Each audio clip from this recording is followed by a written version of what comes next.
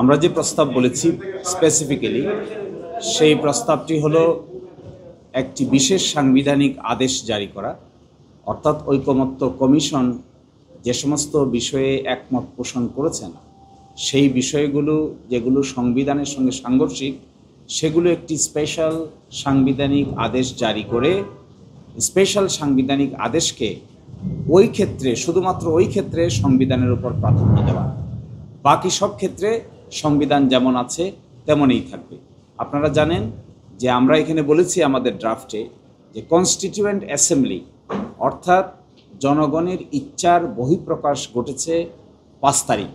এই ইচ্ছার বহিঃপ্রকাশটা বাস্তবায়ন করার জন্যই সকল আলোচনা চলছে। যখন কোনো সংবিধান ছিল না, যখন দেশে কোনো সরকার ছিল না, যখন দেশে কোনো বিচার বিভাগ ছিল না, যখন দেশে সরকার চলে গিয়েছে 5 তারিখ, 6 তারিখ, 7 তারিখ, 8 তারিখে সরকার গঠিত হয়েছে, বলা হয়ে থাকে সাংবিধানিক বিধান অনুযায়ী যে এই সময় জনগণের ইচ্ছা কার্যকর ছিল। এই জনগণের ইচ্ছাটাই হলো বাংলাদেশ সংবিধানের অনুচ্ছেদ 7 অনুযায়ী Solomon expression of the will of the people.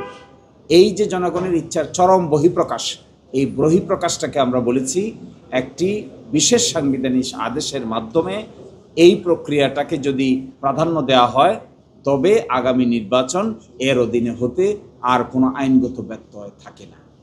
আরেকটি কথা এখানে খুবই ইম্পর্টেন্ট, আজকে যে আলোচনা হচ্ছে এখানে যে ঐকমত্য কমিশনে, অনেকেই বলতে পারেন যে ঐকমত্য কমিশন এই আলোচনা করার সুযোগ কোথায় পেল, এবং বর্তমান যে সরকার আছে সেই সরকারই কোন মেয়াদের ভিত্তিতে দায়িত্ব পালন করছে, এগুলো সবেই আমরা সংবিধান ভায়োলেট করে ফেলেছি।